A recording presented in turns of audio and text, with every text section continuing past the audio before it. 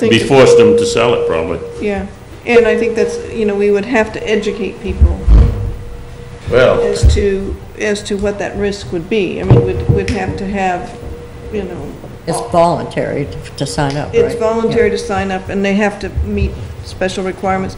But I would think the next step would be to have Bill Kelly, look at what they have in Wells and see if he thinks it's, viable for us. And the thing is that, we shouldn't have to reinvent the wheel. Does that shelter that income? I mean, obviously, it shelters that, like a TIF? No. Or no? No, it would come in like a tax receipt. Yep. Doesn't matter if it's a 2-year-old one or a 10-year-old one or...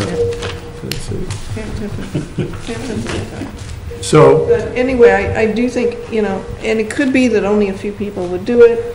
Do they have to reapply each year? Yes. Is that how they work? That's the program, I think, is you I apply believe for every year that you want to Yeah, it's just not pay the tax, It's like- you have to apply for that year. Yeah, I don't think it's like homestead where you do it once and Well, that's exactly what I was thinking. Yeah, it's kind of like a reverse mortgage. Yep. The only thing, the only two things I've heard, and I'd really like to know more, and I think anything that we can do that helps people, I think is a good thing to do, if it's an option for them.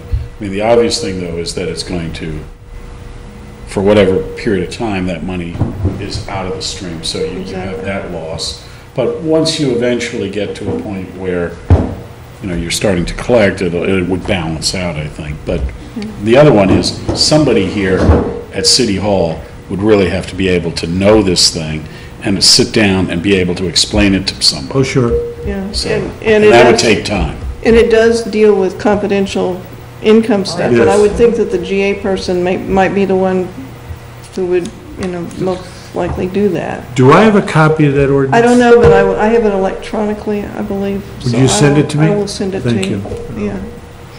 And as well as all their process, they had worked out a process. Of course, nobody ever did it. And I don't think we'd have too many people actually probably apply. But again, the way it's designed, it's not designed for the city to lose. It's designed for the city to simply delay receipt of payment. Right.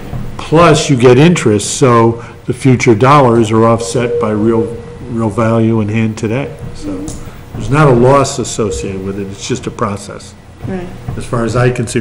When we talk about revenues, probably in the first couple of years, we might see a small change, but then in future years, we're going to just see the reverse of that, and then it probably would offset itself. Eventually, I think it will.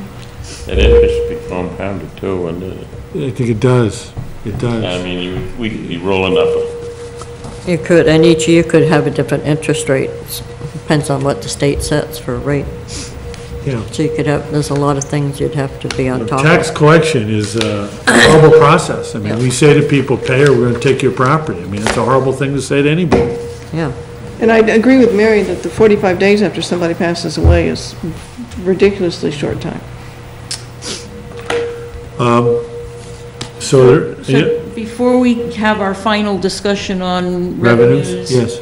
you're going to get back to us with the, after you talk to the fire chief about Swanville fees Yep. and transfer station Non-resident. allowing non-residents and fees. Yes, and I'm gonna float by Steve Norman where they are at the library on non-resident fees. I'm going to find out about this digital box that